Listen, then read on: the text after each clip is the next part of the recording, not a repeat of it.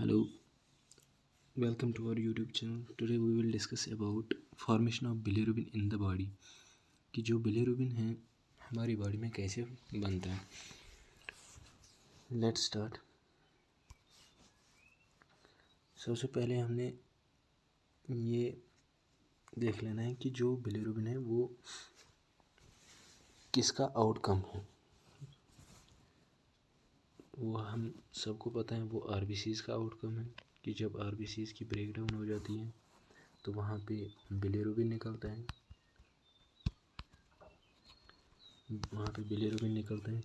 लेकिन ये बिलिरुबिन निकलता कैसे है ये हमें आज डिस्कस करना है.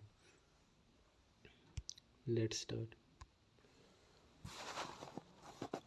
फर्स्ट ऑफ ऑल जो हमारा स्प्लीन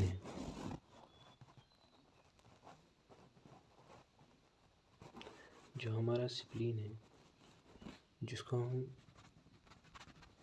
ग्रेवयार्ड ऑफ आरबीसीज कहते हैं. स्प्लीन जिसको हम ग्रेवयार्ड ऑफ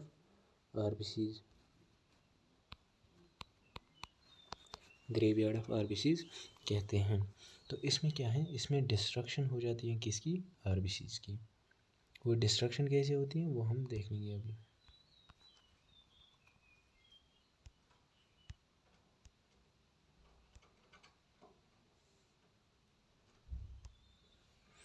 इस स्प्लीन में प्रेजेंट होती है मैक्रोफेज और इसमें प्रेजेंट होते हैं कॉर्ड्स ऑफ बिलरोथ.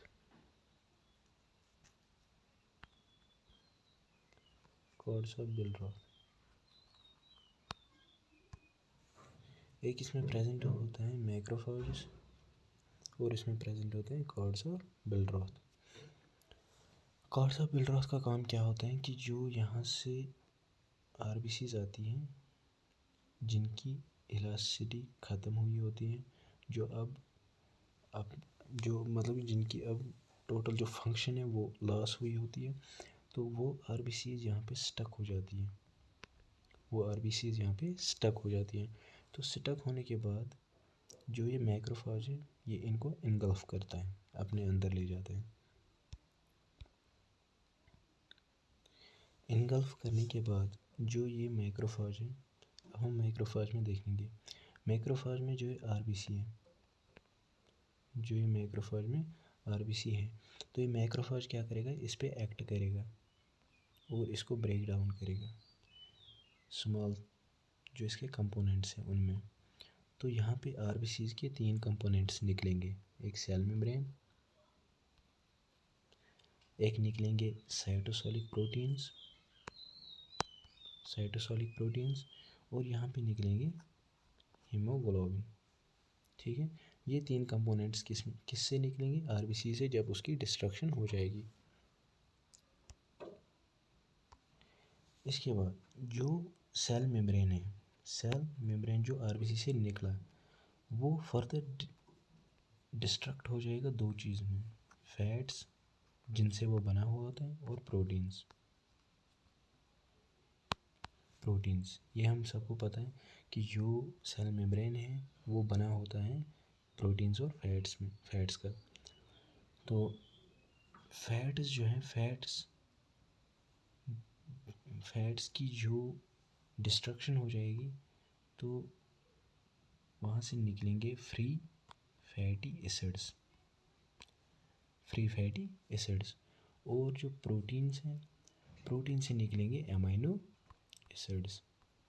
ठीक है, प्रोटीन से निकलेंगे अमीनो एसिड्स, फैट से निकलेंगे फ्री फैटी एसिड्स.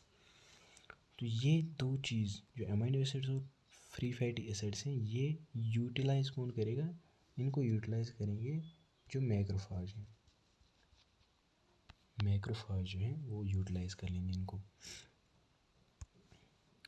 यहाँ तक हो गए सेल मेम्ब्रेन का. इसके बाद जो रहते हैं साइटोसोलिक प्रोटीन्स. तो ये साइटोसोलिक प्रोटीन्स क्योंकि ये भी प्रोटीन्स ही हैं तो ये भी डिनेचुरेट होके किस में कन्वर्ट हो जाएंगे, अमीनो एसिड्स में. डिनेचुरेशन हो जाएगी इनकी तो ये कन्वर्ट हो जाएंगे किस में, अमीनो एसिड्स में. इनको भी यूटिलाइज कर लेगा कौन, जो मैक्रोफेज जो मैक्रोफेज है वो यूटिलाइज करेंगे। अब रहता है बाकी जो हीमोग्लोबिन है,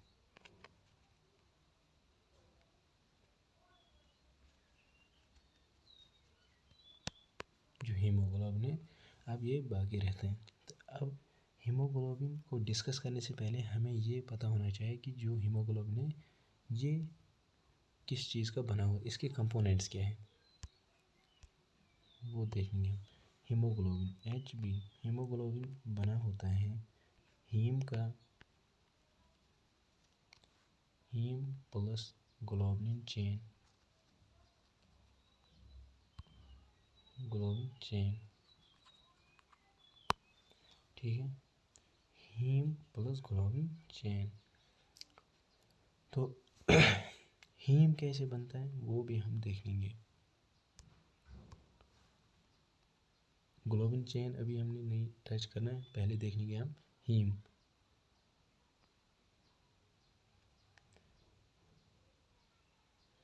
हीम जो बना होता है सबसे पहले जो पायरोल रिंग है, इसको पायरोल रिंग कहते हैं। जब यही पायरोल रिंग आपस में मिल जाती हैं,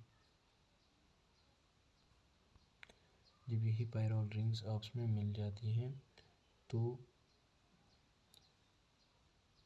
ये एक मॉलिक्यूल बनाती है जिसको कहते हैं प्रोटोफोरफायरिन, प्रोटो PHOR4 PHYRIN, प्रोटोफोरफायरिन।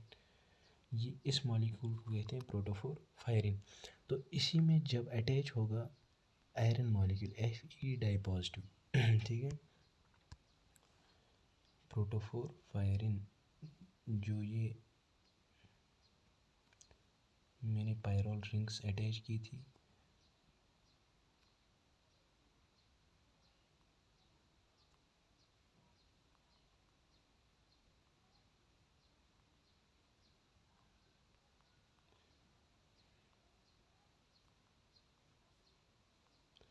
ये पायरोल रिंग्स, इसके बीच में जो अटैच एक मॉलिक्यूल हो जाता है जिसको हम आयरन मॉलिक्यूल कहते हैं, Fe डाइपॉजिटिव फेरेटिन मॉलिक्यूल। तो ये बनाता है हीम,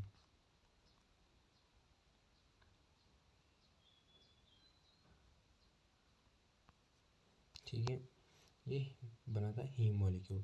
तो हीम मॉलिक्यूल के साथ जब ग्लोबुलिन चेन अटैच हो जाती है तो इस मॉलिक्यूल को कहते हैं हीमोग्लोबिन, ठीक है, हीमोग्लोबिन। तो लेकिन इसके साथ एक ही ये अटैच्ड है तो ये मोनोमर होगा,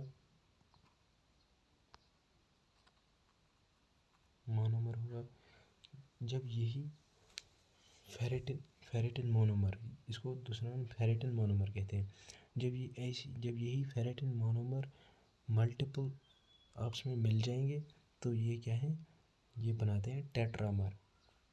हमें उतना डीप जाने की ज़रूरत नहीं है, हम इतना ही पढ़ लेंगे कि जो फेरेटिन मोनोमर हैं ये जब आपस में मिल जाते हैं तो ये बनाते हैं टेट्रामर। और उस टेट्रामर जो ये फेरेटिन मॉलिक्यूल है, जो वहाँ पे हीमोग्लोबिन बाकी रह गया था, बाकी हमने वो दो पढ़ लिए थे, उनमें से एक का जो फ्री फैटी एसिड्स निकलता था और एमाइनो एसिड्स निकलते थे, साइटोसोलिक प्रोटीन्स के भी एमाइनो एसिड्स निकलते थे, बाकी रह जाते थे हीमोग्लोबिन। हीमोग्लोबिन से जो ग्लोबुलिन चेन है, जो ग्लोबुलिन चेन है, तो ग्लोबुलिन चेन इससे इसको भी, ये भी कन्वर्ट हो जाएगी किसमें, एमाइनो एसिड्स में, एमाइनो एसिड्स में। तो अब बाकी क्या रह गया, हीम, जो हीम मॉलिक्यूल है, बाकी रह गया हीम, जो मैंने ये दिखाया था आपको,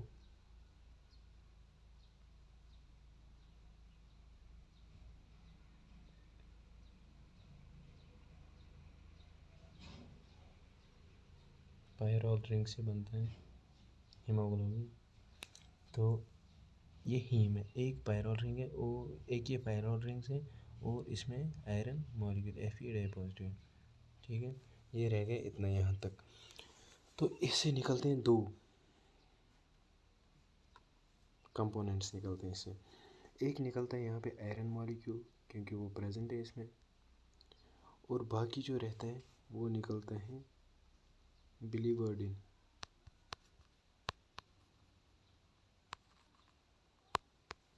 एक निकलता है आयरन मॉलिक्यूल और एक निकलता है बिलीवर्डिन।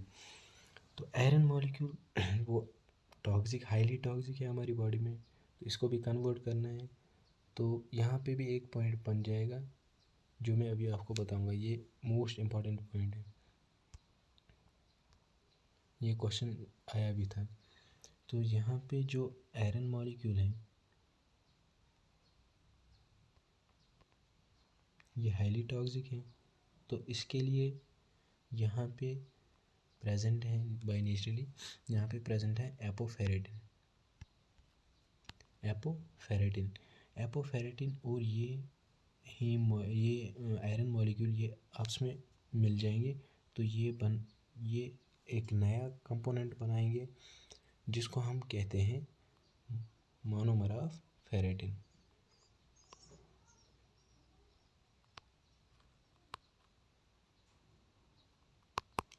जिसको हम कहते हैं मोनोमर ऑफ फेरेटिन। जब एपोफेरेटिन और आयरन मॉलिक्यूल आपस में रिएक्ट हो जाएंगे, कंबाइन हो जाएंगे, ये बनाएंगे मोनोमर ऑफ फेरेटिन। जब यही monomer of ferritin monomer of ferritin आपस में कंबाइन हो जाएंगे, मल्टीपल आपस में कंबाइन हो जाएंगे, तो ये फिर एक न्यू मॉलिक्यूल को यहाँ पे बनाएंगे जिसको हम कहते हैं हीमोसेड्रिन।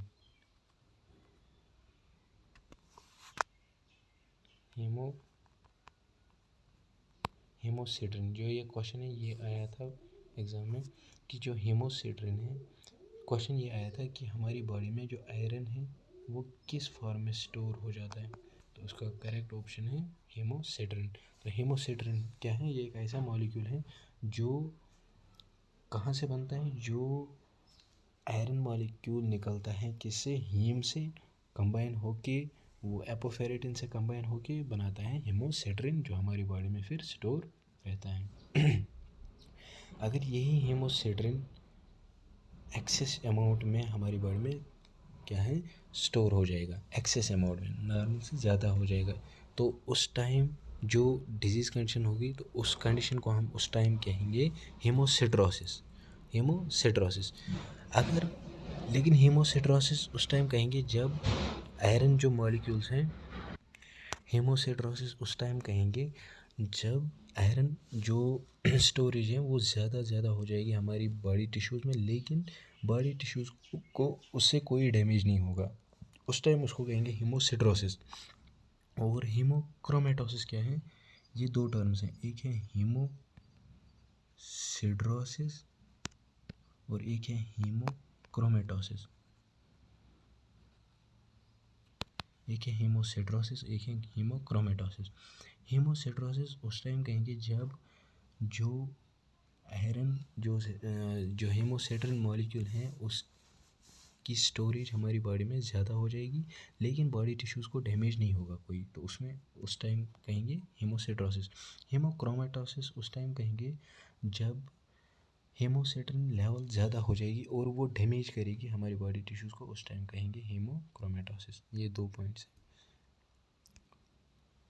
ये हो गए यहाँ तक। और हम क्या पढ़ रहे थे, हम पढ़ रहे थे एक हीम से निकला एक आयरन मॉलिक्यूल जो हीमोसेड्रिन में कन्वर्ट हुआ, और बाकी जो रह गया वो बिलीवर्डिन था।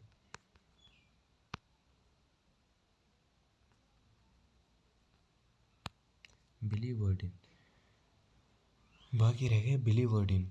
बिलीरुबिन से पहले बिलीवर्डिन होता है, तो बिलीवर्डिन फिर कन्वर्ट हो जाता है किसमें, बिलीरुबिन में।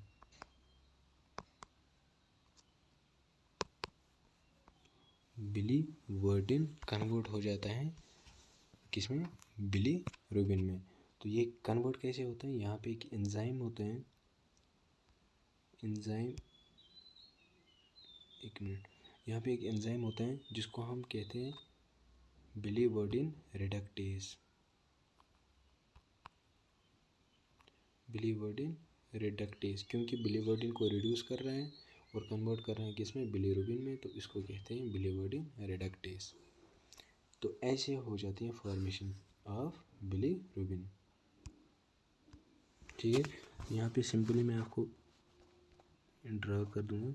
ये है हीम मॉलिक्यूल, हीम मॉलिक्यूल से निकलते हैं दो, एक निकलता है iron molecule, iron molecule combine हो जाता है किसके साथ, एपोफेरेटिन के साथ, एपोफेरेटिन के साथ कंबाइन होने के बाद ये बनाता है क्या, हेमोसिड्रिन, हेमोसिड्रिन जो हमारी बॉडी में एज आयरन स्टोर रहता है, हो गया हेमोसिड्रिन। और इसके बाद यहाँ पे निकलता है जिसको मैंने पहले ही बोला था, वो क्या था, जब हमने पायरोल रिंग बनाई थी और फिर जो मैंने प्रोटोफोरफायरिन जो मैंने मॉलिक्यूल बनाया था उसमें आयरन मॉलिक्यूल ऐड करके वो हीम बन गया था, लेकिन जब हीम निकालेंगे तो वो प्रोटोफोरफायरिन रिंग ही रहेगी वापस, प्रोटोफोरफायरिन रिंग वापस रहेगी।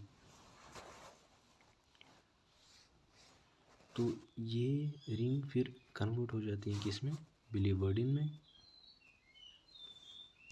ये रिंग कन्वर्ट हो जाती है बिलीवर्डिन में। ये आप डायरेक्टली याद रख लो, यहाँ पे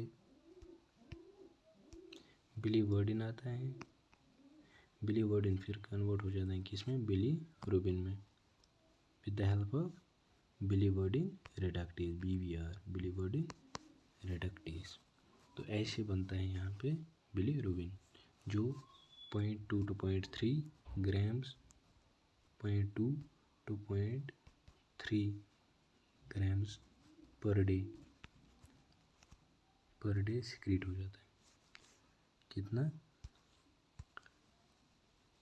0.2 to 0.3 ग्राम्स पर डे इसकी सिक्रीशन हो जाती है। Thank you.